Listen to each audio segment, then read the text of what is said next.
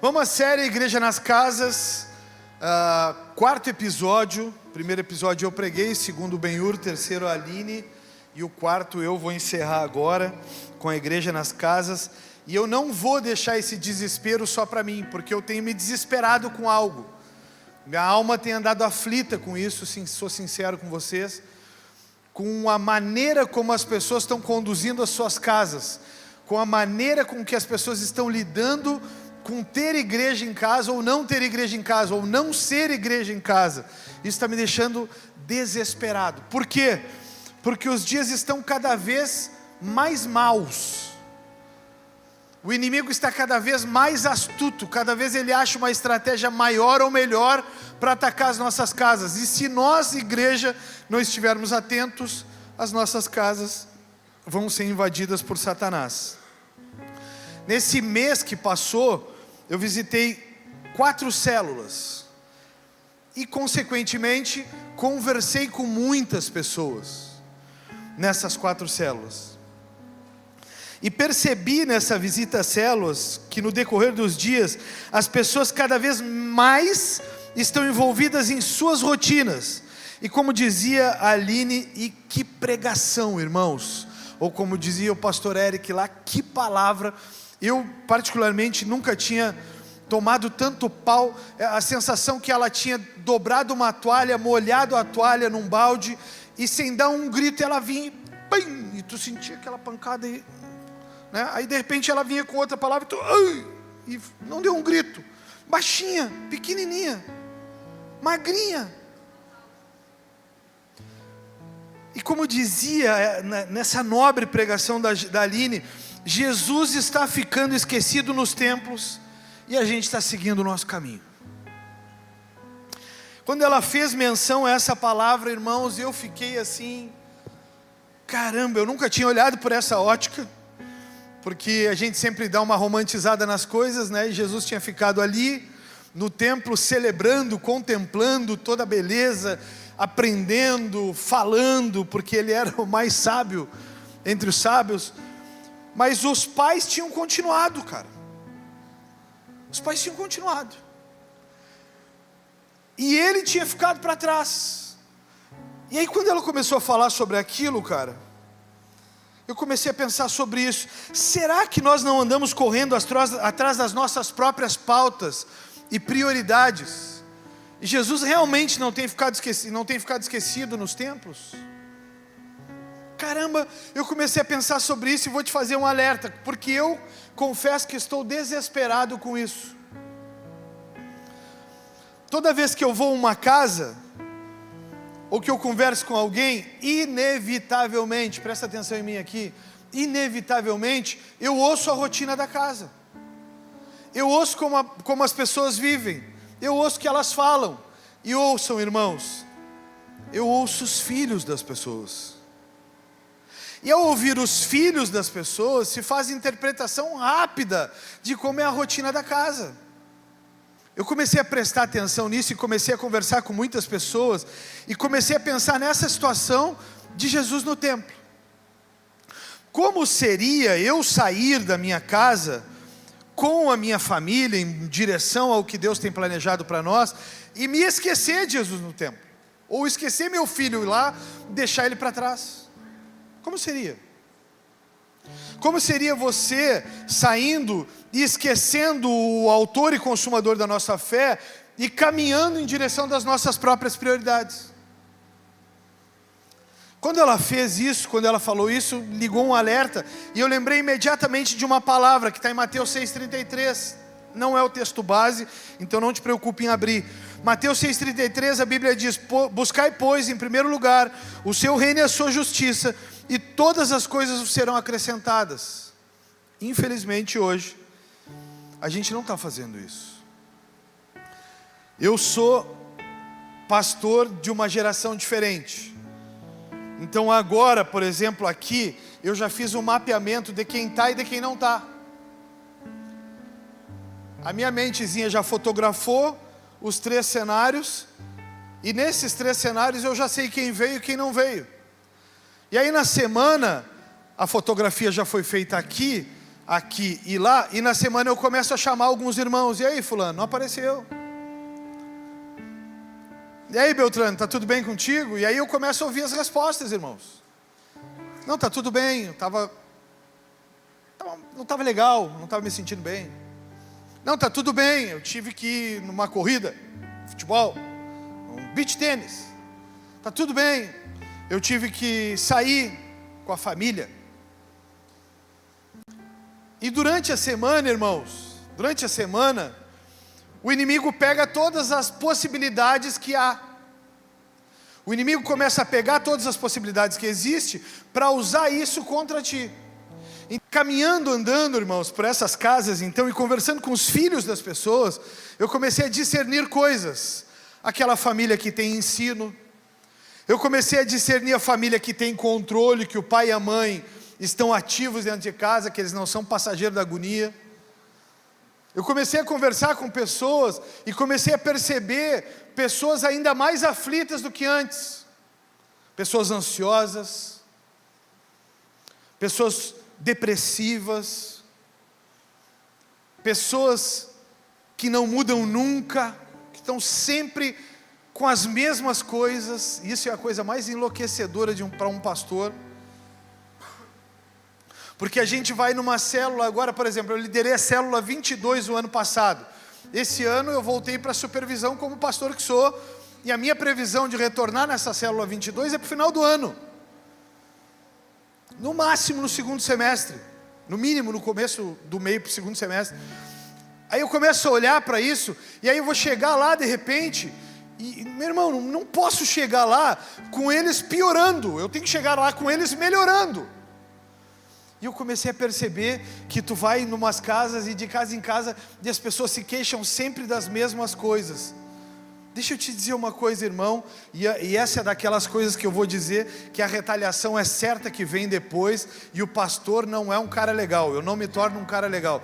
Meu irmão, deixa eu te dizer uma coisa, se tu tem uma vida diante de Deus, diga comigo essas três coisas: eu tenho uma vida diante de Deus, eu sou guiado pela palavra, e eu tenho vida de comunhão com o Senhor.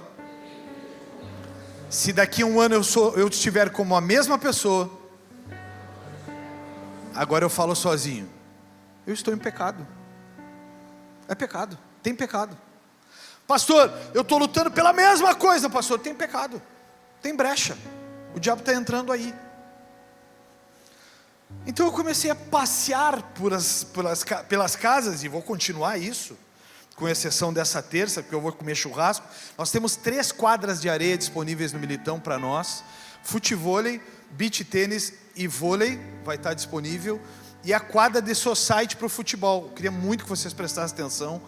O povo, tem uns que estão dispersos ainda estão com a cabeça no louvor. Calma um pouquinho, vem para cá, deixa eu te ensinar algo nessa manhã. Nós vamos ter 4 ambientes para a gente celebrar, e eu queria muito que vocês se unissem e fizessem um churrasco junto comigo lá, que eu vou estar lá comendo churrasco e vou estar celebrando esse dia. Voltando aqui, então eu passeio por lugares, e daqui a um ano eu volto, a pessoa está exatamente a mesma coisa. Meu irmão, é pecado, tem pecado dentro da tua casa, tem pecado dentro da tua vida, e precisa ser combatido, porque Deus, Ele nos transforma de dentro para fora. Ah, pastor, eu não consigo vencer isso, eu não consigo vencer aquilo. Tem coisas que são hereditárias. Eu herdei do meu pai e da minha mãe. Meu pai e minha mãe eram assim. Maldição hereditária, precisa ser quebrada. Ah, mas meu pai era assim, pastor, eu sou igual ao meu pai. Se tu é igual ao teu pai, é uma coisa errada, tu está errado, tu está dando continuidade a uma maldição. Amarra e quebra isso na tua vida. Partindo do ponto de vista de que você está pautando as suas próprias prioridades e decisões diárias, o resultado disso é incerto. Deixa eu te explicar melhor. Partindo do ponto de vista que você está pautando a maneira como vai viver, o jeito que vai viver, e você está pautando as prioridades do dia. Hoje eu vou levantar, eu vou trabalhar, eu vou levantar, eu vou fazer uma comida à noite, eu vou praticar uma atividade física, eu vou visitar minha mãe ou meu irmão, e depois eu vou dormir. Você pautou as prioridades do dia. As decisões e as consequências são absolutamente todas tuas. Se você levantar pela manhã e você disser: Senhor, eu quero entregar o controle controle do meu dia nas tuas mãos. Senhor, o que o Senhor quer que eu faça? Senhor, que maneira que o Senhor quer que eu conduza o meu dia? Então Deus não vai te dizer para não trabalhar, ao contrário disso, Ele diz que do fruto do nosso trabalho comeríamos. Então Ele vai te dizer, trabalha, tenha um tempo na minha presença, primícia, tenha um tempo na minha presença, trabalhe, priorize a sua casa e a sua família, e então tenha comunhão comigo e eu te direciono, porque a Bíblia diz, busque em primeiro lugar o reino de Deus e a sua justiça, e todas as coisas serão acrescentadas. Mas vamos para os dias atuais, e agora a gente já vai emendar na palavra aqui. Vamos para os dias atuais. A gente levanta, a única coisa que está programada para os adeptos de atividade física, e alguns que adoeceram com isso, tem gente que adoeceu com atividade física. Pô, pastor, explica aí. Tem gente que adoeceu, tem gente que a atividade física virou a prioridade, tem gente que adoeceu, que se tem algo de atividade física programado, esquece todo o outro. Gente, isso não está certo. Em primeiro lugar o reino de Deus, sua justiça, e as demais coisas vos serão acrescentadas. Vamos lá, vamos pensar nisso. Se você é esse tipo de pessoa, você não vai conseguir priorizar a sua casa. Mas se você é esse tipo de pessoa que estabelece a sua pauta diária com prioridades, o resultado disso é incerto, devido à inexperiência que você tem no todo que é a vida. Então deixa eu te falar algo, você não tem experiência de futuro, você só tem experiência de passado. Se você está fazendo pautas e você está estabelecendo coisas que você quer viver ou que você quer fazer para o futuro, você não tem experiência de como as coisas serão amanhã. Mas deixa eu te explicar como é que Deus age em relação a isso. Você só tem experiência do que viveu no passado, então não tem nada de certeza do futuro. Só que a Bíblia diz em Apocalipse 1:8 e em 4:8, a Bíblia diz que Deus era, é e há de vir. Então Deus conhece o passado, Deus conhece o presente e Deus já escreveu o futuro. Vocês entenderam, irmãos? Eu vou chegar na igreja nas casas, tá? Tem gente que conhece o passado e aí tem coisas que não quer voltar a ser e fazer. Vive um presente cometendo erros e aí não quer continuar, e estabelece pautas e prioridades para o futuro sem consultar a Deus. E aí é que nós chegamos no grande erro, porque Deus era, Ele é o sopro de vida, Ele criou todas as coisas, Deus é, Deus está aqui e Ele escreveu esse dia. Todos os teus dias, digam isso comigo pelo amor de Deus, todos os meus dias estão escritos no livro da vida.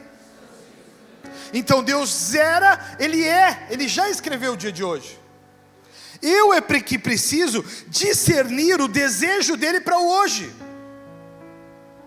Eu é que preciso discernir qual é a pauta de Deus para a minha vida hoje, para não dar errado amanhã. Vocês entenderam, irmãos? E a Bíblia diz que Deus é aquele que era, é e é aquele que há de vir. Então Ele já está escrito o futuro, e Ele já sabe no futuro o que vamos viver e o que vamos fazer. Mas por causa dessa frase alemã, Ele nos deu o livre-arbítrio. E eu acho que aí é um roubo do livre-arbítrio. Ele nos deu a decisão de pautar aquilo que nós queremos fazer, mas nos deu também o direito à consequência disso. Então, baseado nisso, irmãos, eu vou atualizar o padrão de uma casa-igreja. Eu vou atualizar o padrão bíblico de uma casa-igreja. Porque, para mim, a gente se perdeu em algumas coisas. Tem gente que olha para mim, olha para a Lidiane e diz assim: eu queria viver na paz que vocês vivem, vocês não sabem como é que eu vivo. E eu não falo, irmãos, mas deveria falar, porque eu não falo porque eu acho que é grosseria. Mas, às vezes me dá vontade de dizer: mas tu não sabe o preço que eu paguei para chegar até aqui. Tu não sabe o preço que eu pago diariamente para chegar até aqui. Tu não sabe como é mais fácil tomar decisões pautadas no eu. Tu não sabe como é mais fácil. Ah, tu não sabe, irmão, do que é entrar em terras americanas e receber uma palavra que teu lugar é ali. Tu não sabe o que é o desejo de chegar lá e só enriquecer como todo mundo enriquece, mas entrando de forma ilícita, ilegal. Ah, tu não sabe o preço que eu pago para viver a paz que eu vivo hoje em dia. Pastor, tu não tem problemas? Mas eu tenho muitos. Mas eu aprendi a viver em paz em meio às guerras. Essa é uma frase minha, não pode roubar. Eu aprendi a viver em paz em meio às guerras. Eu aprendi a encontrar a paz, como dizia o apóstolo Paulo, eu tanto sei ser humilhado como exaltado, eu tanto sei viver na escassez como na riqueza, no luxo, eu tanto sei, eu aprendi. Esses dias eu estava conversando com alguns irmãos, e um deles estava numa mesa lembrando de uma fase, a fase que eu saí do Banco Bradesco. A fase que eu saí do Banco Bradesco, meu vale-refeição era metade de todo o salário que eu tinha. Só o meu vale-refeição era metade de todo o salário que eu tinha atualmente. Eu passei imediatamente a comer com muita dificuldade.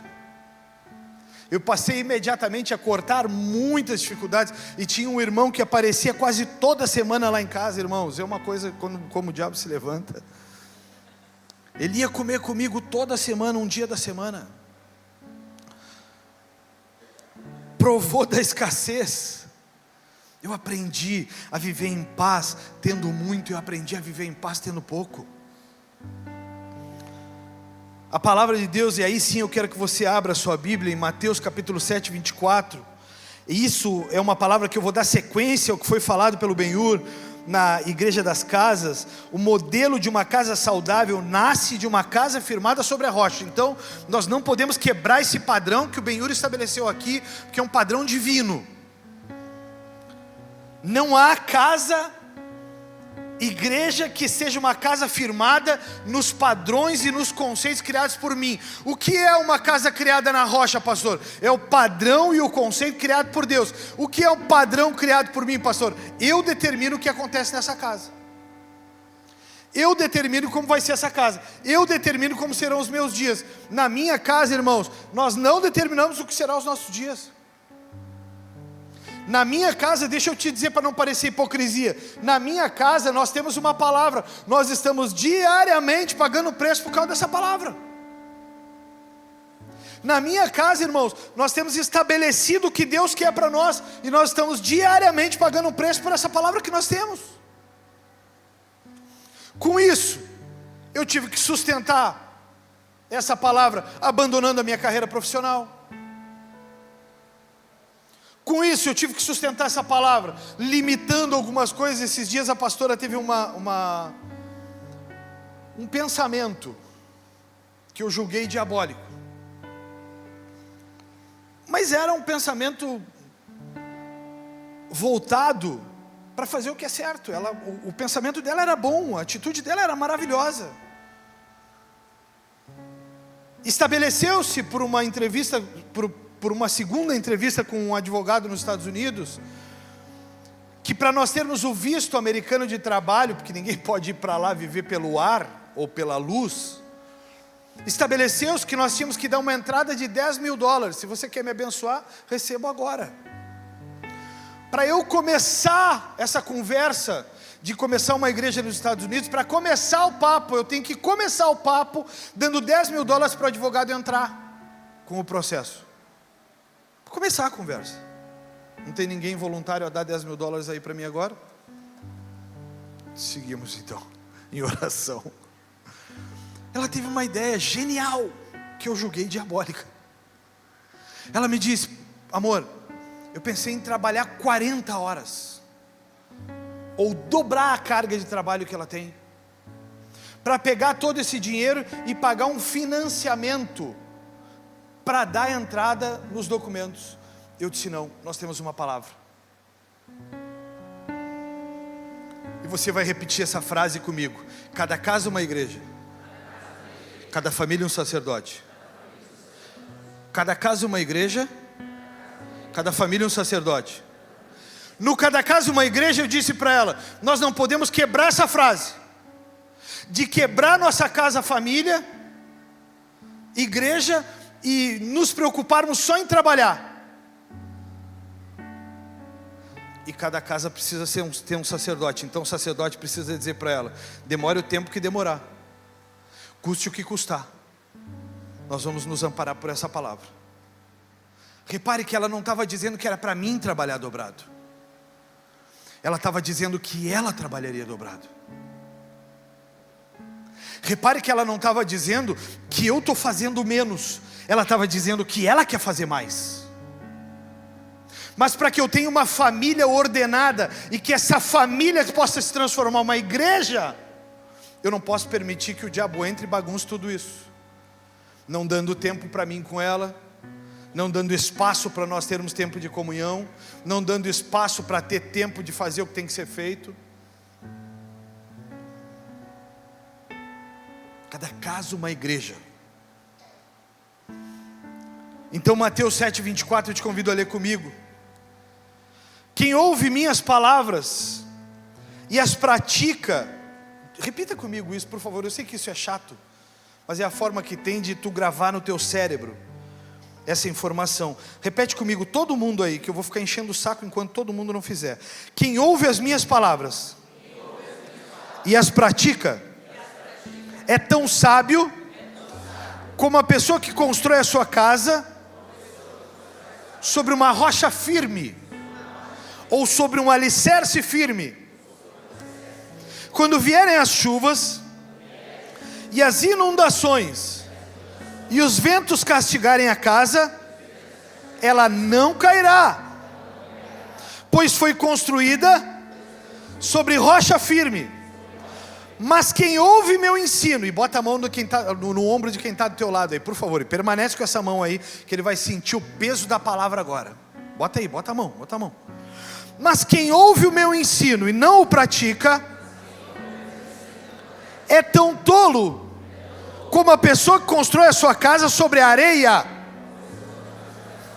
Quando vierem as chuvas e as inundações e os ventos castigarem a casa, ela cairá com grande estrondo. Tira tua mão do ombro dele aí agora. Vocês viram o peso da palavra? Vocês viram por que eu não posso decidir o futuro sem consultar quem já conhece ele? Vocês viram por que eu não posso construir o futuro sem consultar quem antes já conhece o que está escrito? Porque eu posso estar escrevendo, Lucas, uma história diferente do que aquele determinou que eu escrevesse. E essa que pode ser a história que eu estou escrevendo diferente daquele que determinou, é a história de fracasso. E é por isso que muitas pessoas, eu tenho um cara que eu conheci que ele me disse assim, e ele me dizia com orgulho, ele me dizia assim, porque agora eu estou bem sucedido. Ele me dizia, eu já quebrei 5 empresas. Inclusive tem um pregador da nação famosíssimo que fala isso. Diz assim, eu já quebrei 5 empresas, e agora eu me tornei um homem de sucesso, porque eu já não cometo mais os erros. Sabe o que é isso? Era, não é, e não sabe o que há de vir. Só que os caras pregam isso com muita alegria e destreza. Eu já fiz, porque agora eu sou milionário. E o que é ser milionário? E o que significa ser milionário? E aí, milionário? De que vale um homem ganhar o mundo inteiro e perder sua alma? E aí eles falam, só que eles esquecem que eles construíram a sua casa sobre areia, e porque construíram sobre areia, a casa desmoronou quando veio o vento. Por quê? Porque esqueceram que ele há de vir, ou seja, ele já escreveu, ele já determinou. Deus me falou, pastora Dayana, que até que eu chegue ao dia de morar nos Estados Unidos, como é a determinação dele, eu devo ano a ano lá profetizar 7 dias, ao amanhecer e ao anoitecer. Mas eu não tenho absolutamente nada guardado, reservado para ir todo ano lá. E para ir todo ano lá custa 10 mil reais pelo menos, comendo modus operandi Walmart, marmitinha do Walmart, come, sanduichinho do Walmart come, marmitinha do Walmart come. É assim, 10 mil reais. Deus me falou, Eu não questiono essa palavra. Eu já estou vendo uma forma de comprar alfajor, de comprar alguma coisa pronta para revender aí, para conquistar o valor que eu preciso para me alimentar lá esses dias. Eu tenho que ir, é uma determinação de Deus. Ele disse que Ele é aquele que há de vir, Ele já sabe o que está escrito lá na frente. E eu é que não sei, Mateus e Daiane. E eu é que não sei, então é eu que tenho que ir lá, porque Ele já sabe. Eu preciso saber como que Ele quer.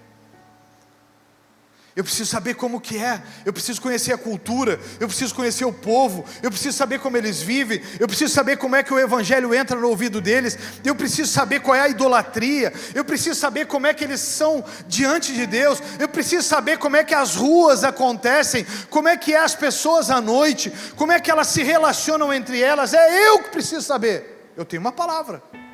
Faz sentido para vocês ou não? É eu que não sei como é que tem que ser lá. Eu sei a cultura brasileira. Se Deus me mandasse abrir uma igreja em São Paulo, eu sei abrir uma igreja em São Paulo. Isso eu sei como o brasileiro é. Eu sei que o brasileiro é noturno, eu sei que o brasileiro gosta de um happy hour, eu sei que o brasileiro gosta de um bom bate-papo, eu sei que o brasileiro, por exemplo, em São Paulo, gosta de uma roda de café, gosta de sentar numa cafeteria pós-trabalho. Eu sei como é que é. Então eu começaria reuniões rotineiras com amigos pós-trabalho numa cafeteria. Então eu ia começar a introduzir a Bíblia. E eu ia começar a introduzir a cultura de uma igreja nas casas. Então eu ia convidá-los para ir na minha casa nas terças-feiras às 20 horas, que eu ia ter um encontro com um jantar ao final. E eu ia introduzir a palavra e os cultos começariam. Nos Estados Unidos, quando bate 20 horas, as pessoas não estão nos bares, as pessoas não estão na rua, as pessoas estão todas elas dentro das suas casas. Tu sai 20 horas, 21 horas normalmente, tu sai 21 horas nos Estados Unidos, tu não enxerga uma alma na rua. As pessoas não estão cruzando as ruas. Eu estou falando em Miami, que é o lugar onde Deus disse que é para eu abrir. As pessoas não estão cruzando rua essa hora. Aí, meu irmão e minha irmã, eu parti desse princípio, de que eu não sei como é lá, eu preciso descobrir dele que já sabe como é lá. Por que você está estabelecendo coisas, crescimento da casa, avanço da casa, aumento de como você quer que seja a sua casa, sem saber como Deus quer? Já parou para pensar que você pode estar construindo uma casa aqui, e o plano de Deus para você é no Chile? Já parou para pensar, irmão e irmã, que você pode estar fazendo a faculdade mais cara da humanidade, e Deus pode estar te chamando para cuidar dos enfermos, nos lares de acolhimento, nos asilos? Já parou para pensar? Que você pode estar sonhando com uma faculdade, e essa faculdade ser a tua ruína? Que você pode estar sonhando com uma empresa, e essa empresa ser a tua ruína? Porque Ele há de vir, Ele já escreveu e você não sabe qual é o futuro? Uma vez eu tive que bater o pé aqui como pai espiritual de um irmão muito precioso para mim. Ele tinha um bom rendimento no trabalho que tinha e se formou na faculdade. Se formou em psicologia. E ele me disse: pastor, eu fui lá na casa dele por um convite dele. Ele me disse: pastor, estou pensando em dar continuidade, acho que a psicologia não tem muito a ver comigo, as coisas são diferentes do que eu imaginava, e eu tenho tido um bom rendimento aqui. Eu disse para ele: não, cara, de jeito nenhum. Deus te vocacionou para isso, Deus te chamou para isso, tu precisa investir. Mas pastor, tu precisa investir, cara, Deus te vocacionou, Deus te chamou.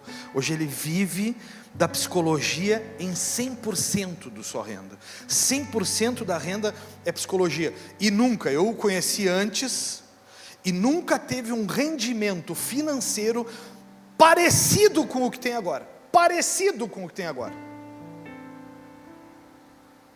Hoje ele deve ganhar pelo menos umas 3 vezes o que ganhava antes. Diga comigo assim: Deus é aquele que há de vir. Não precisa todo mundo dizer, porque tem uns que ficam moscando aí. Deus é aquele que há de vir. Agora diga bem alto aí comigo: Ele já conhece o futuro. Partindo disso, eu vou falar sobre 3 coisas rapidamente aqui. partindo desse princípio do que deve ter em uma casa que se tornou uma igreja saudável, porque nós já sabemos que nós não podemos definir o futuro sem saber o que Ele quer desse futuro, amém? Nós já sabemos disso. Então nós vamos estabelecer as 3 pautas de uma casa-igreja. 3 pautas. Primeiro, diga comigo aí, espaços de oração e adoração. Agora cutuca o irmão que está do teu lado e diz para ele: uma casa-igreja precisa ter espaço para oração e a adoração.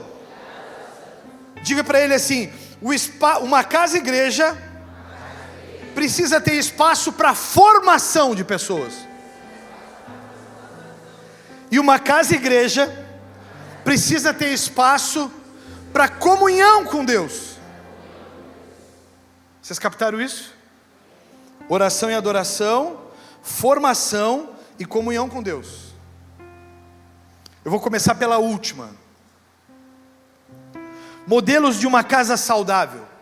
A casa que tem comunhão. Olha isso aqui é seríssimo. Por isso que eu vou começar pela última. Isso é seríssimo.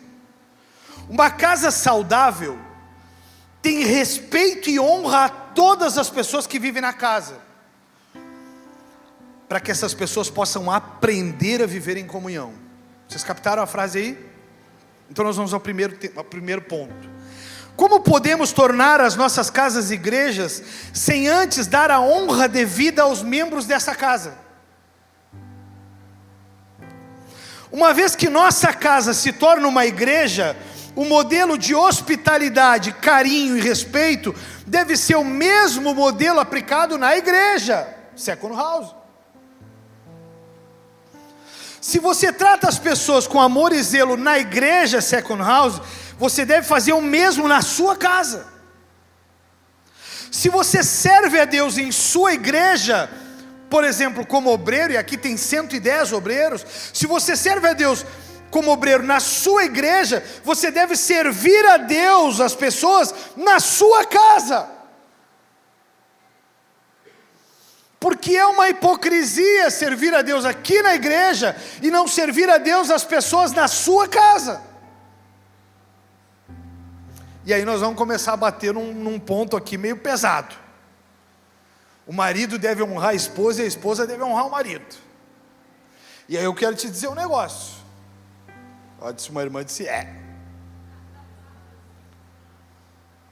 alerta para o marido.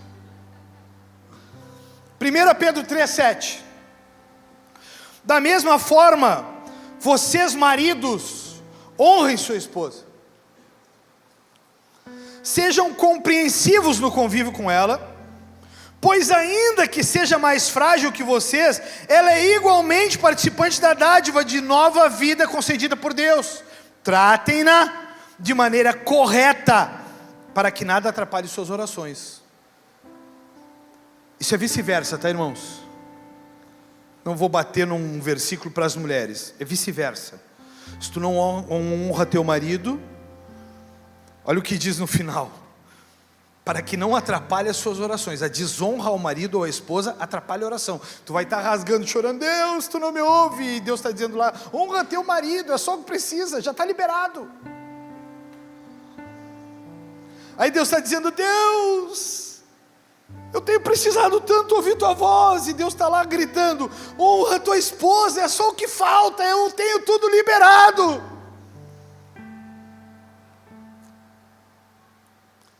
Mas a gente vai dar uma batidinha, só uma batidinha, estilo Aline, magrinha, pequenininha, que não é, eu sou forgo, né? Tem gente que tornou o marido um escravo.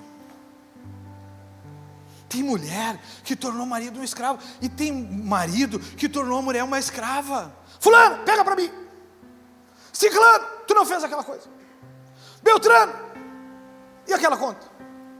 Fulano, pega lá. Fulano, as crianças. Beltrana, as crianças. Tu não viste, e o banho? Tá com a fralda suja, tu não. O cara olha para a praga do lado e fala: peste, eu te repreendo em nome de Jesus.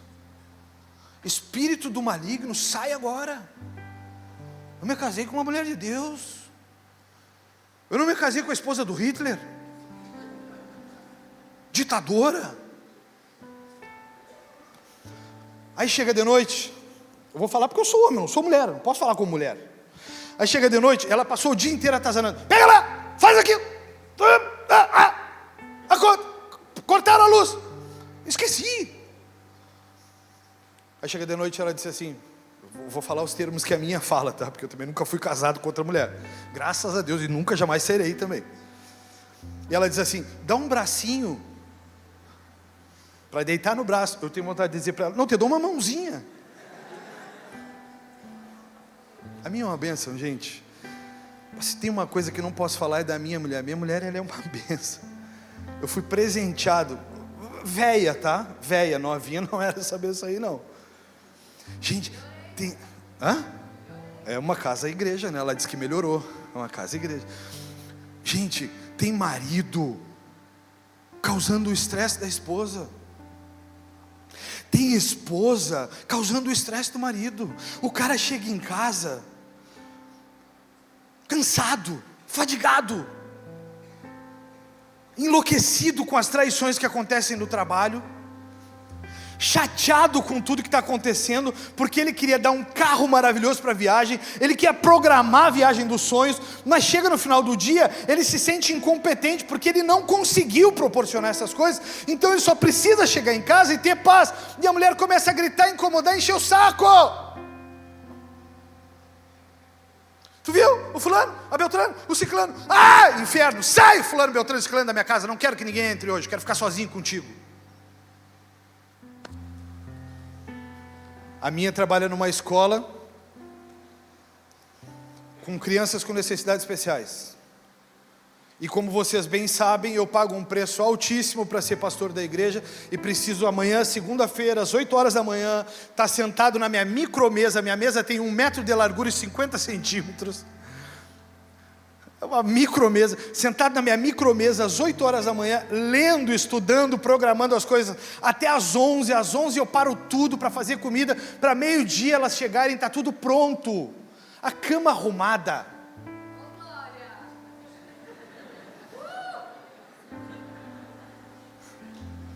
Não é fácil a vida de um forgo. E aí ela chega, irmãos, ela entra na porta, eu não vou simular ela com um gato, tá? Ela chega na porta, amor, ai, quem tá com... amor, ai. Aí eu paro para ela, olho para ela e digo assim, calma, aquieta a tua alma. Aí eu digo para ela, tu tá gritando, fala baixo. Agora, aí ela me olha e para na minha frente, 20 segundos imóvel, o que ela quer? Um abraço. Eu só preciso de um abraço. Aí agora a gente fez um acordo, não grita que eu te abraço. A mulher quer chegar em casa, ela quer ter paz. O homem quer chegar em casa e ele quer ter paz. Uma casa da habitação do Senhor, não, Deus não habita em meio à confusão. Toda vez que vai conversar é uma discórdia. Eu não sou assim, eu não penso assim. Ui, eu não quero isso.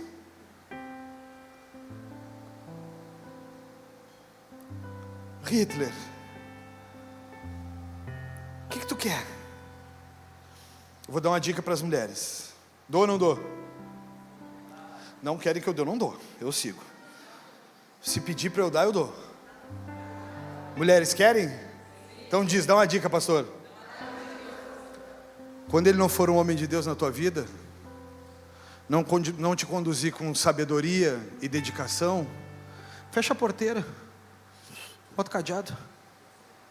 E ele vai te procurar com toda alegria e ele vai dizer, amor, como é que tu tá?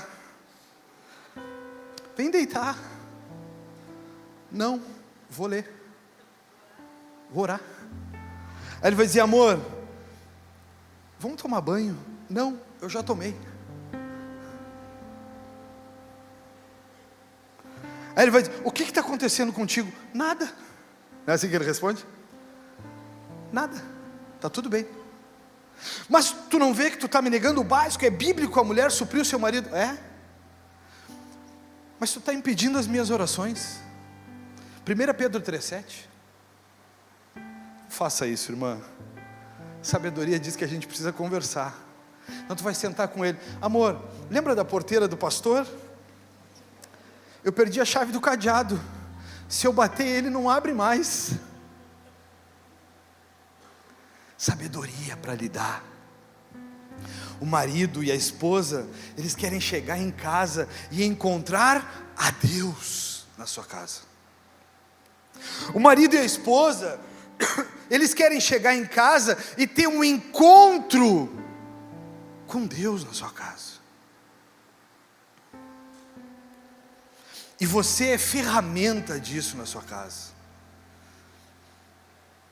Homens agora, parem de ser ditadores. Deem liberdade para suas esposas escolher, decidir. Deem liberdade para elas guiarem algumas situações da casa. O que nós vamos fazer hoje? Não sei, amor, vamos fazer o que tu quer. O que tu acha que a gente deve fazer? Teve um marido que deu um abraço na esposa. Eu acho que ela falou que perdeu a chave. Ele chamou ela. E a nega foi quietinha do lado ali. Ficou aqui, ó. Amor, deixa eu te falar algo. O que tu quer fazer? Como é que tu quer que as coisas aconteçam? O que tu quer comer amanhã? Onde é que tu quer ir? Que filme nós vamos olhar? Para de olhar só filme de guerra. E eu amarro todo o espírito que se movimenta para que as casas sejam cheias das séries do Xing Ling. Eu repreendo esse demônio que se levantou nas nossas casas. Os doramas, dorama, eu lembrei o nome de Satanás. Doramas não.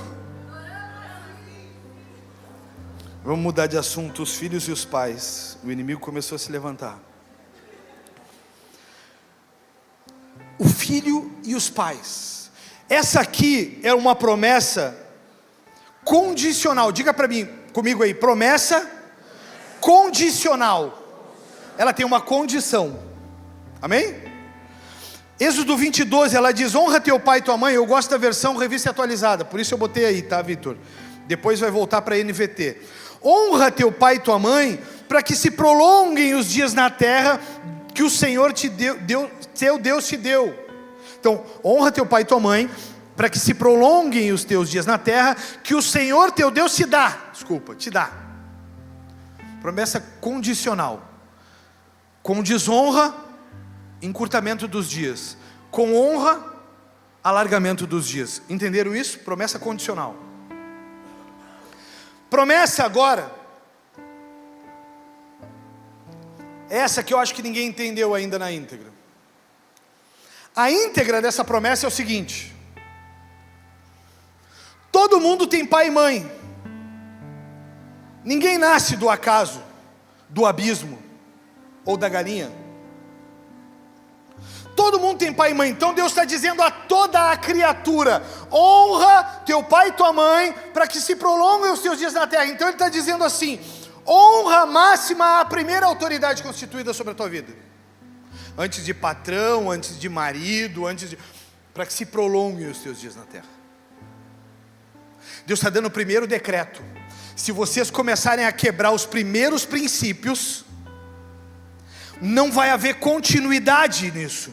Porque tu não vai saber honrar marido e esposa se tu não sabe honrar o primeiro padrão de autoridade te dado, que é pai e mãe. Então tu não sabe fazer. Minha mãe deu um decreto quando descobriu que a Lidiane estava grávida: em 30 dias tu tem que estar fora da minha casa. 29 dias eu estava com tudo pronto para sair da casa dela. Decreto da minha mãe. Ela havia determinado.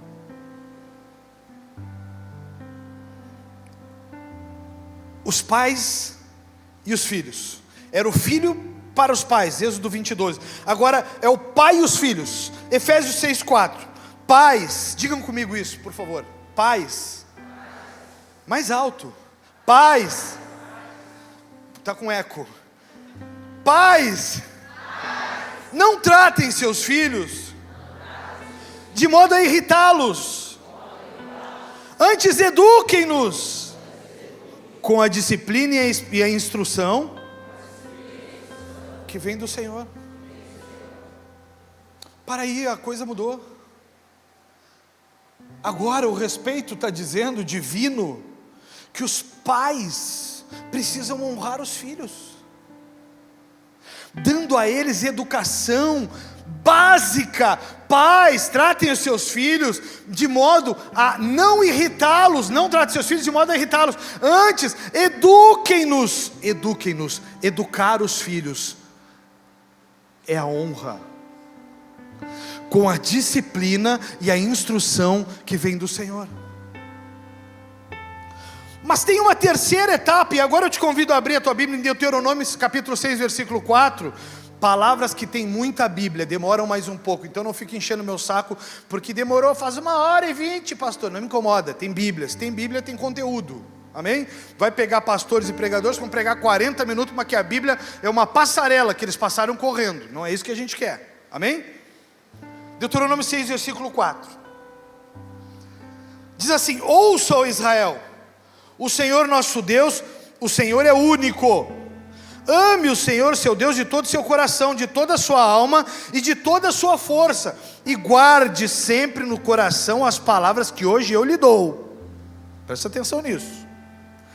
Repitam-as com frequência a seus filhos, converse a respeito delas, da palavra, quando estiver em casa, quando estiver caminhando, quando se deitar e quando se levantar. Para aí, vamos fazer de novo essa leitura aqui. Deus está dizendo, repita com frequência aos seus filhos e converse a respeito dessas palavras quando estiver em casa, igreja, casa. E quando estiver caminhando, quando tu estiver caminhando com teu filho, ensina a palavra. Quando tu te deitar, ensina a palavra. Quando tu te levantar, ensina a palavra. Quando tu caminhar, ensina a palavra. Quando tu sair com ele, ensina a palavra. Quando tu caminhar para a direita, para a esquerda, ensina a palavra. Quando tu levantar, ensina a palavra. Por quê? Que a palavra de Deus, a Bíblia diz no Salmo 119, versículo 105, é lâmpada para os meus pés, não estou no escuro nunca mais, e luz para o meu caminho, eu sei onde devo caminhar. Se tu não ensina para os teus filhos, e irrita os teus filhos, não reclama da consequência que terá nos teus filhos. Não reclama. Ah, mas meu filho é rebelde, pastor. Irmão. Meu filho é rebelde, deixa eu te dizer um negócio. Teu filho não aprendeu com um carpinteiro. Teu filho não aprendeu com o juiz que está julgando a causa lá no fórum. Ele não aprendeu. Pastor, meu filho é respondão, pastor. Ele não aprendeu comigo, irmão. Irmão, ele não aprendeu. Ele não aprendeu. Pastor, o meu filho não come nada que preste, pastor. Ele não aprendeu comigo, irmão. Ele não aprendeu comigo. Meu filho odeia legume, pastor. Odeia fruta, pastor. Irmãos, ele não aprendeu comigo. Ele não aprendeu comigo. Aí Deus está dizendo, pode repetir lá a palavra, por favor, Vitor. Deus está dizendo, converse a respeito delas quando estiver em casa, quando estiver caminhando, quando se deitar, quando se levantar. Converse a todo tempo. Meu filho, deixa eu te dizer um negócio. Não faz isso. Não caminha por esse caminho. Não vai por esse caminho. Meu filho, não faz aquilo outro. Meu filho, não anda nisso. Meu filho, não faz aquilo outro. Versículo 8. Amarre-as as mãos e prenda-as à testa como lembrança. Escreva nos batentes da porta de sua casa e em seus portões. Olha o que Deus está dizendo. Quando tu entrar na tua casa, o teu filho tem que ler ali, aqui é um lugar de honra. Quando tu entrar na tua casa, nas janelas tem que estar escrito, aqui é um lugar onde predomina a palavra de Deus. Quando ele for sair pela porta dos fundos para ir no pátio, aqui tem que dizer, nessa casa o Senhor é o centro. Quando ele for para frente, na frente tem que dizer, o Senhor é o meu pastor, nada me faltará. Quando estiver no fundo, ele tem que saber que ainda que se levanta, ele tem que saber a palavra. Ainda que 1000 se levantem ao meu lado, 10.000 à minha direita, eu não serei atingido. Ele tem que saber a palavra. É isso que Deus está dizendo. Mas a gente quer casa e igreja, mas a gente não tem padrão igreja. Tu vai perceber aqui que quando tu vier aqui para fazer alguma coisa, tu não vai conseguir. Tu pode ter um dom maravilhoso, mas se a gente vê que tu não tem um comportamento adequado, tu nunca vai subir para cá para cima. Tu pode ser uma pessoa maravilhosa na oração, mas tu nunca vai estar na intercessão se a gente não vê o teu comportamento cotidiano, nunca vai estar. Tu vai perceber que tu vai chegar aqui na frente e não vai ser o irmão de trás que vai, quando tu vier para o apelo aqui, não vai ser o irmão lá do fundo que vai vir orar por ti, vai ser líderes. Por quê? Porque a gente já conhece a conduta deles. Vocês estão entendendo, irmãos? Por quê? Porque a gente sabe quem é que está colocando a mão na tua cabeça, não é qualquer um, não é um que vive uma vida qualquer. E eu não estou dizendo aqui que eles não são pecadores, e não estou dizendo aqui tampouco que eu não sou. Mas eu estou te dizendo que nós estamos buscando um comportamento bíblico para viver. Como poderemos tornar nossas casas igrejas saudáveis se não tivermos comunhão com honra dentro dela? Não poderemos. Uma vez que você entendeu a honra, então conseguiremos desfrutar da comunhão saudável dentro das casas. Maridos, não provoquem as suas esposas. Porque a gente gosta de lembrar, maridos, que aquela palavra que diz: esposas sejam submissas aos vossos maridos. Mas se o marido é um insubmisso, como é que ela vai se submeter? Se o marido é um agressor verbal, como é que ela vai se submeter? A força. Maridos, não provoquem a ira das suas esposas, para que a tua oração flua, ela suba a Deus. Ai, Senhor, ajuda a minha filha está A, B, C. Maridos, honra a sua esposa. O manual é básico. Ai, pastor, eu estou orando pelo meu marido, pastor, mas ele não se converte, pastor. Mas toda vez que tem uma discussão, tu diz tudo o que tu pensa e o que tu não pensa. Desonra. Ele vai se sentir ofendido toda vez que tiver um quebra-pau, porque a última memória que ele tem é uma memória de agressão verbal ou física. Tem isso, tem aquilo, tem aquele outro. É gente que nunca sai do calabouço, está sempre apontando defeitos que as pessoas cometeram. Como é que vai viver com uma pessoa assim, irmãos? Toda vez que tem uma discussão, tu lembra do sepulcro que tu ficou enterrado lá atrás? Como é que vai viver com uma pessoa dessa? Segundo, formação. Segundo ponto de uma casa-igreja. Uma casa-igreja, ela tem que ter formação. Tem que formar os filhos. Tem que formar a conduta do marido. Tem que formar a conduta da esposa. A palavra de Deus deve ser o guia de toda a casa estruturada. Percebi nos últimos dias que não tem leitura em uma grande parte das casas, irmãos. Irmãos, as pessoas não leem. Isso é enlouquecedor, irmãos. É enlouquecedor. Deus te deu um manual. Há 2000 anos estão tentando combater o manual e tu não lê o manual. Isso pirou minha cabeça nessas rotinas de célula aí. Pirou minha cabeça, isso enlouqueceu minha cabeça. Isso enlouqueceu. Eu li, mas é que essa semana foi mais corrido. Eu leio, mas é que essa semana estava mais complicado. Eu leio, mas é que o meu filho. Eu leio, mas é que a minha mãe. Eu leio, mas é que meu pai. Eu leio, mas...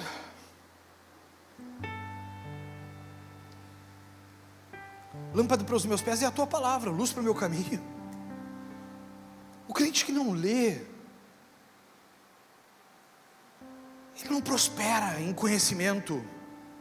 Tu volta na casa daqui a um ano, a casa está igual ou pior. Por quê? Porque não lê. Lâmpada para os meus pés e luz para o meu caminho. Quando tu estiver lendo a palavra, ela está dando luz para o caminho que tu vai trilhar. Tu não está mais no escuro, porque tem a condicionante da palavra. A palavra de Deus, ela não é um talismã aberto na sala no Salmo 23, como é comum chegar nas casas e ter uma Bíblia gigante aberta no Salmo 23, o Senhor é o meu pastor e nada me faltará. Tu acha realmente que aquilo ali serve para alguma coisa? Talismã, Bíblia não é talismã, que tu chega e sai daqui. Tem gente que abre a Bíblia e aponta o dedo com os olhos fechados. Vou ler o que diz. Jesus chorou. Até ele está chorando, eu também vou.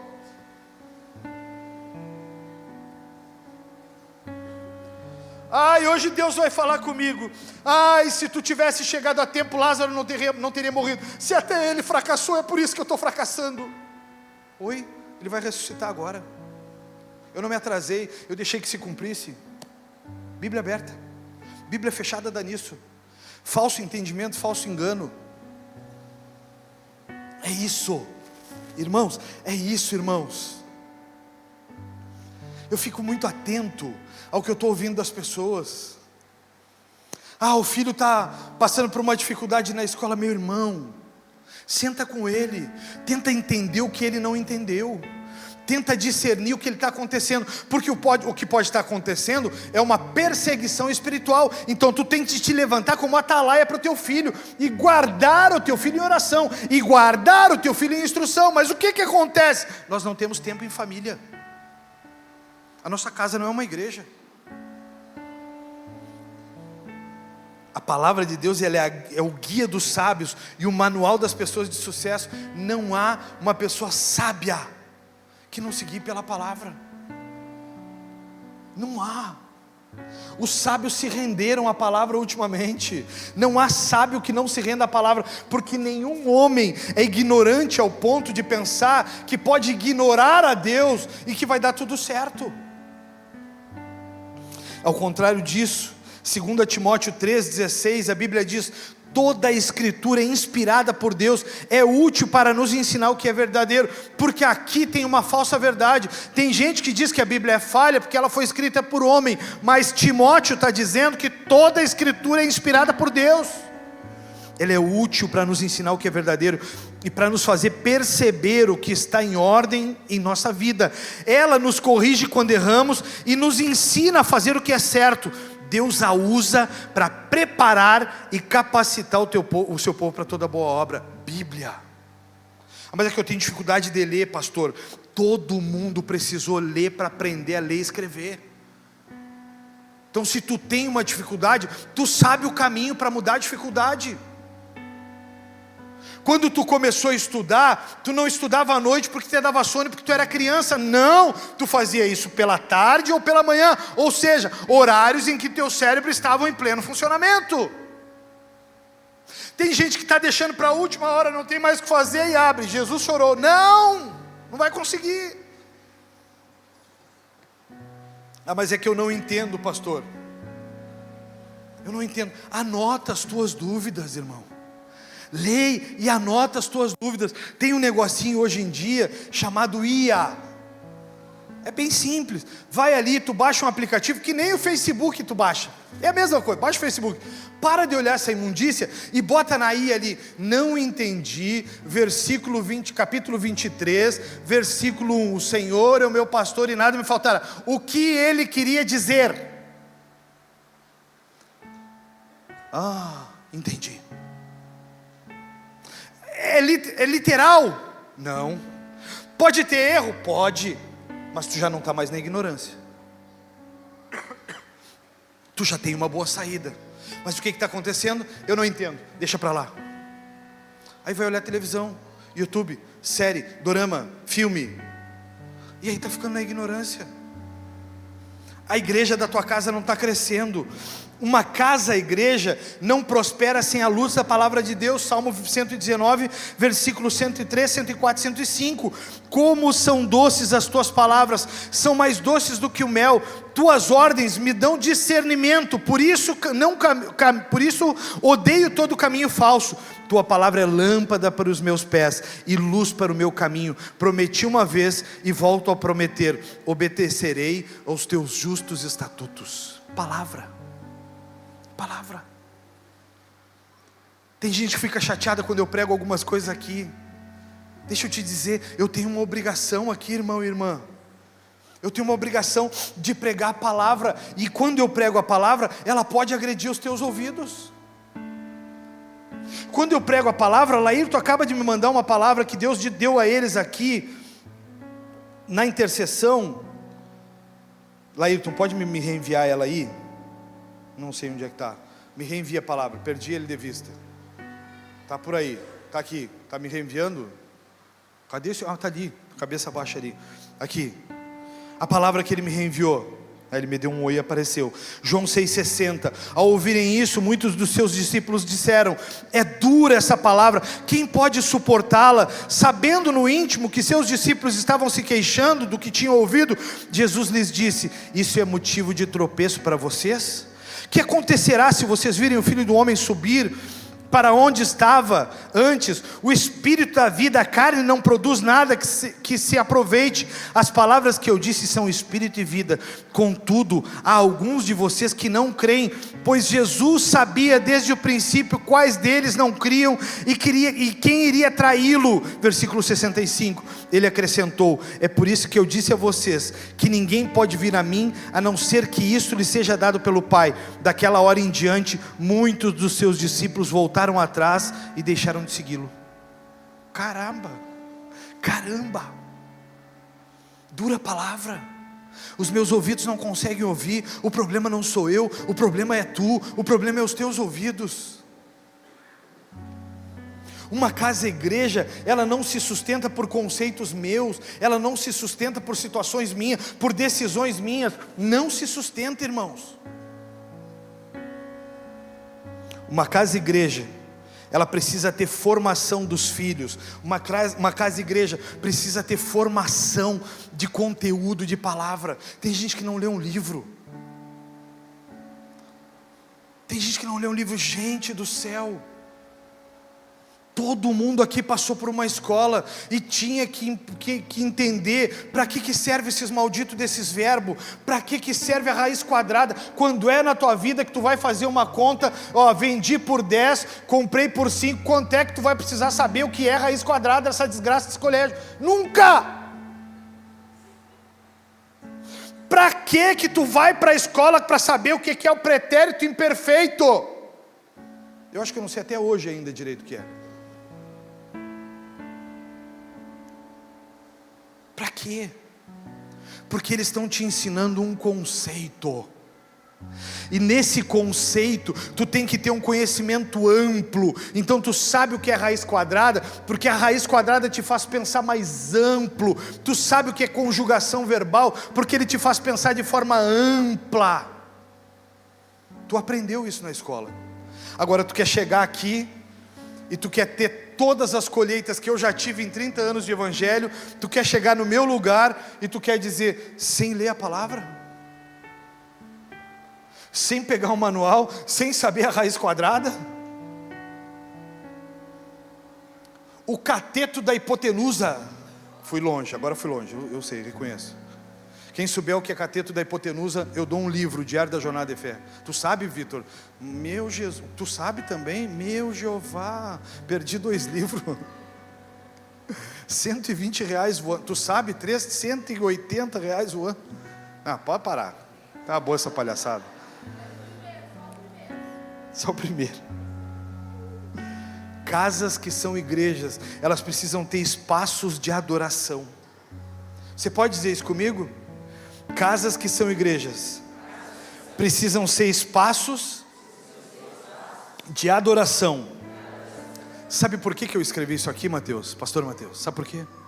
Porque a grande maioria das casas, para eles o buscar a Deus é o louvor que eles estão ouvindo. Não é. Louvor, ele é uma oração cantada, que muitas vezes tu não entende o conceito do por qual está sendo cantado. Louvor, mas eu levanto todos os dias e na minha casa só tem louvor. Oi, e daí? Porque o louvor sem adoração, ele entra como uma canção e sai como um conteúdo que tu não administrou e não adquiriu. Mas pastor, todos os dias na minha casa eu coloco um louvor e fico ali, pastor. Vento se espalha em seguida. Vento. O louvor, ele é muito bom quando ele é uma oração com adoração. Então eu me rendo e aquilo que eu estou ouvindo e cantando, eu estou rendendo a Deus como uma oração. Então, quando eles estão cantando aqui, eu estou rendendo, tu és, por exemplo, esse louvor. Foi magnífica a ministração de louvor aqui. foi maravilhoso. Tu és aquilo que a minha alma esperou. Tu és fonte da vida. Será? Será que é mesmo? Será que é fonte da vida? Ou fonte da vida são os teus conhecimentos, a filosofia, os livros que tu está lendo fora do conteúdo cristão? Será que é? Será que essa oração não se tornou uma mentira? Será que essa oração que tu está fazendo e cantando, ela não é uma inverdade para você, e você está profetizando uma mentira dentro da sua própria casa? Vocês sabiam que não é tudo que é louvor que eu canto? Não é. Eu ouvi um louvor que eu amo de paixão. Quem já pisou no Santo dos Santos em outro lugar não sabe viver. Já ouviram esse louvor? Quem já ouviu? Levanta a mão. Mentira. Esse louvor é mentira. Porque um monte de gente que eu acredito que já foi no Santo dos Santos e já pisou, se é verdadeiro a pisada no Santo dos Santos, quem sou eu para julgar? Mas tem um monte de gente que já teve uma vida com Deus maravilhosa e que hoje está no inferno, que está pisando no inferno. Quem já pisou no Santo dos Santos em outro lugar não sabe viver. E onde estiver, clamar pela glória, a glória de Deus. Será que é a glória de Deus? Será? Uma casa deve ser sua casa deve ser literalmente uma igreja, e ela foi chamada para ser o que é realmente uma igreja, porque igreja não é isso, igreja é casa de oração. Se a sua casa foi chamada para ser uma igreja, então ela precisa ser uma casa de oração. E uma casa de oração, as casas de oração são igrejas com isso. É impossível tornar sua casa uma igreja sem que sua casa seja dedicada à oração e adoração. Não tem como acontecer. Nós, a igreja do Senhor, precisamos aprender que não nos movemos para nenhum dos lados sugeridos, seja por proposta de trabalho, sejam convites irrecusáveis, sem que na oração tenhamos o sim de Deus. Nós somos o seu povo e precisamos da sua direção. Nós não vamos para lugar nenhum sem lhe orientar. Ah, mas é que pareceu o pastor que era, mas ele não disse sim. Mas é que eu disse, pastor, se amanhã amanhecer ensolarado, mas está escrito há uma semana pelos caras da meteorologia que vai nascer ensolarado. Mas é que se amanhã o galo cantar 3 vezes, ele canta todas as madrugadas 3 vezes. Mas é que se amanhã eles me ligarem, irmão, tu colocou a proposta de adesão ao emprego, eles poderão sim te ligar. E é pela sua capacitação, não é pelo que Deus ordenou ele. Eu te digo agora, Sabrina, empregue o seu fulano. Não, tu te ofereceu, tu mandou currículo, tu deu capacitações que eles querem usar, eles vão te chamar. Se eles não te chamarem, é pela tua incapacidade. Mas a gente acredita que as coisas acontecem assim. E aí a Bíblia em Mateus 6,5, para acabar, pode subir o louvor aqui, em Mateus 6,5 está escrito o seguinte: quando vocês orarem, não sejam como os hipócritas, que gostam de orar em público, nas sinagogas e nas esquinas, onde todos possam vê-los. Eu lhes digo a verdade, eles não receberão outra recompensa além dessa. Mas quando orarem, cada um vá para o seu quarto, feche a porta e ore ao seu pai em segredo. Então seu pai observa em segredo e os recompensará. Ao orar, não repitam frases vazias, louvor que não faz sentido na tua vida. Não repitam frases vazias, sem parar como fazem os gentios. Eles acham que se repetirem as palavras várias vezes, suas orações serão respondidas. Não sejam como eles, pois seu pai sabe exatamente do que vocês precisam, antes mesmo de vocês pedirem. Vocês podem repetir esse versículo comigo? Pelo amor de Deus. E se tu puder olhar para quem está do teu lado, diga para ele assim: não sejam como eles, pois seu pai, Deus, sabe exatamente o que vocês precisam, antes mesmo de pedirem. Fez sentido para vocês ou não, irmãos? Porque a gente está pedindo um ao outro, a gente está declarando coisa vazia, porque a gente não sabe como pedir, e quando pede, pede mal, pede para próprio entendimento, para próprio conhecimento, pede para próprio crescimento. Não é isso que Deus quer. Deus quer que você cumpra o propósito dele na terra.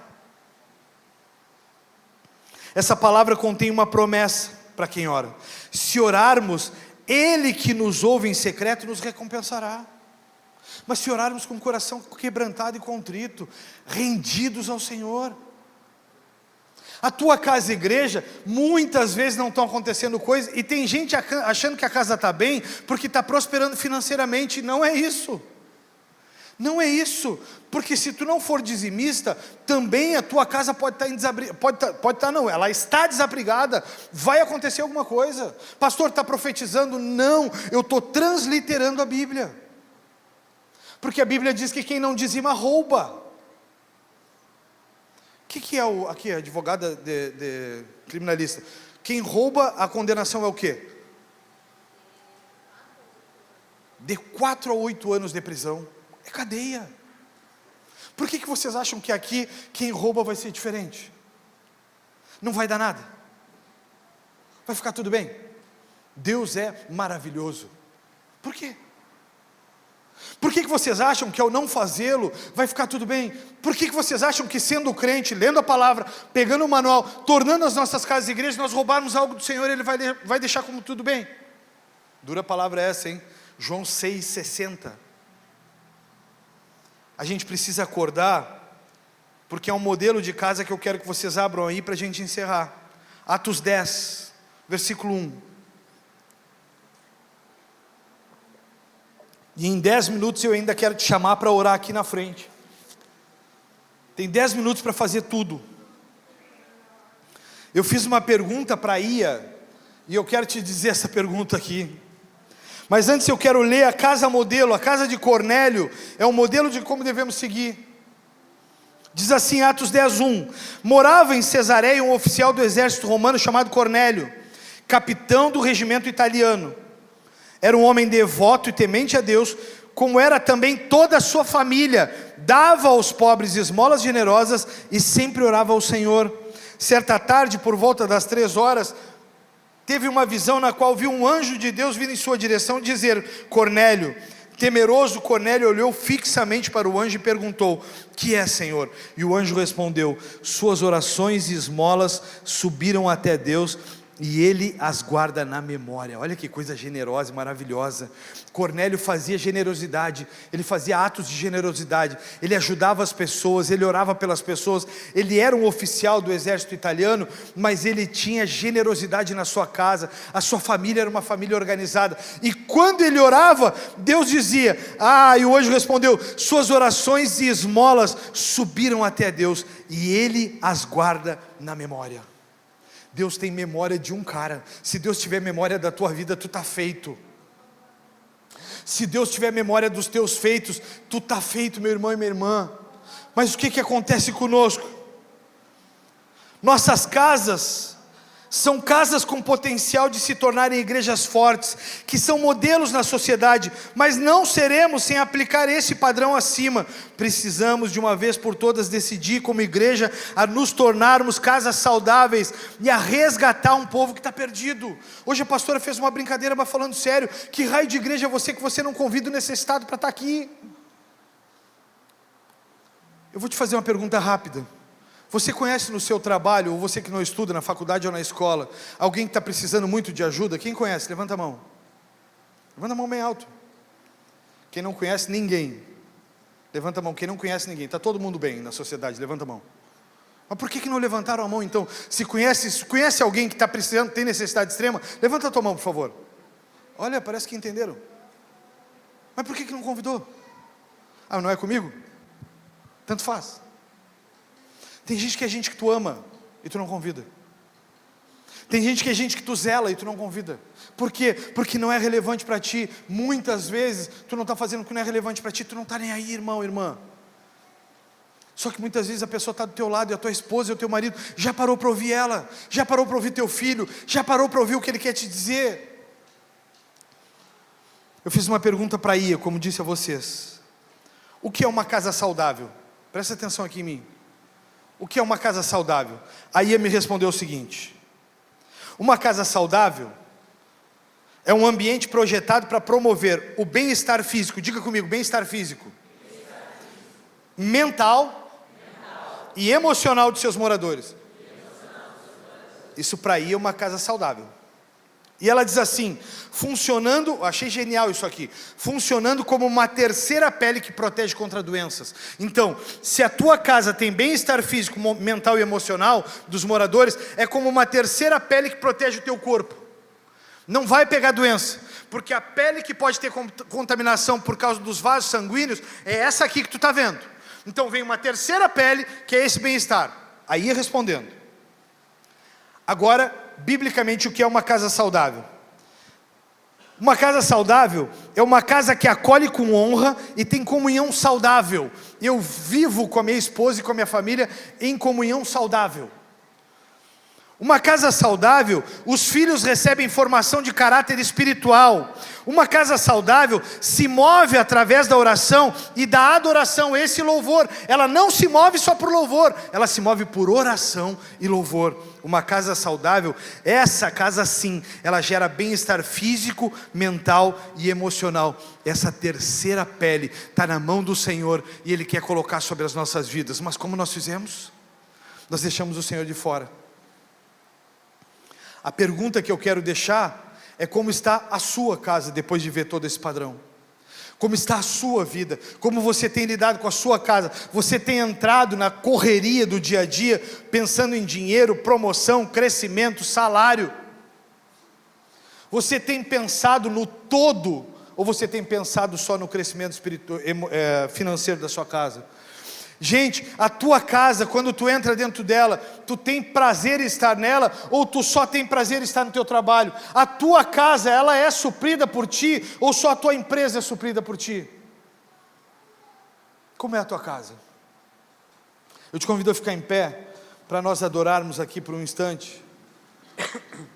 E quero encerrar essa série de pregações, te fazendo um alerta muito sério. As casas estão deixando de ser igrejas. As casas, elas estão deixando de ser casas saudáveis. As casas, elas estão se tornando uma correria. A gente entra e sai correndo delas. A gente sai de manhã cedo sem prestar atenção no que o ser humano que está dentro dela pensa, sente ou como ele está. As casas de hoje em dia, a gente chega no final do dia e descarrega toda a carga que nós trouxemos do trabalho. Por quê? Porque nós esquecemos que esse ser humano que ali está, precisa ser envolvido pela terceira pele que Deus tem, que se traz com saúde espiritual e emocional.